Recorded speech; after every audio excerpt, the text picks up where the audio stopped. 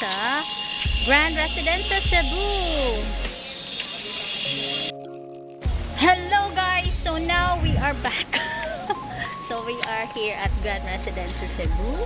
Right now, I have a client to show her dream condo for her family.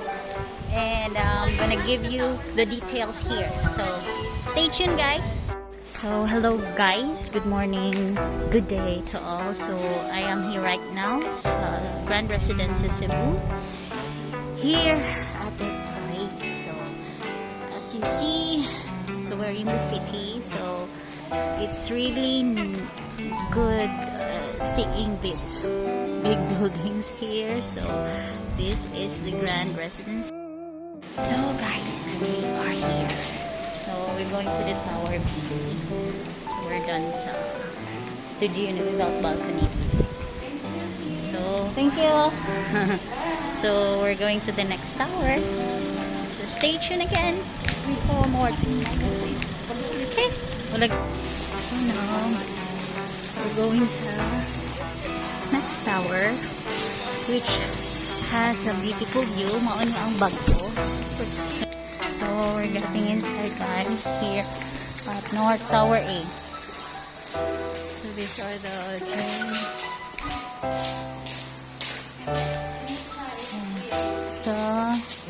Some view here. So this is the North Tower A. Secret entrance. So these are the amenities. This is the view here. So this is the lounge. Hello sa North Tower A guys. So we're going to see the one bedroom here. So this is, yes, so this building is new, so that's why as you can see it's more spacious here sa tower, North Tower A.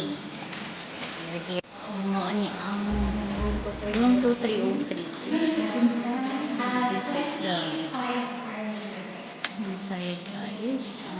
Studio type pa rin ito ma'am. With balcony. So, mas spacious sila. So, studio with balcony. Nice yan.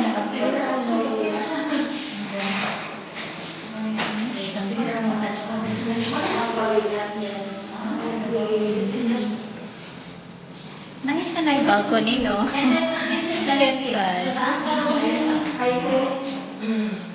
Okay guys, this one is facing the amenities. This is studio unit type with balcony again. Still the same space area. But you can see all the amenities here at Grand Residences. So, nice po siya. Facing seafood, oh. yeah. Masisi sa magtan. Magtan price niya. Asa inyo mama makitaan? So this is your guys dito sa showroom. So let's check this out. Okay? So I'm gonna let you see the showroom here sa Grand Residences. So this is the way.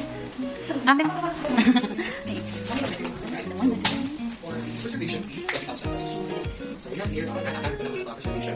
And let's proceed with the next project. Wala dito naman here. We have the reservation. We discuss by this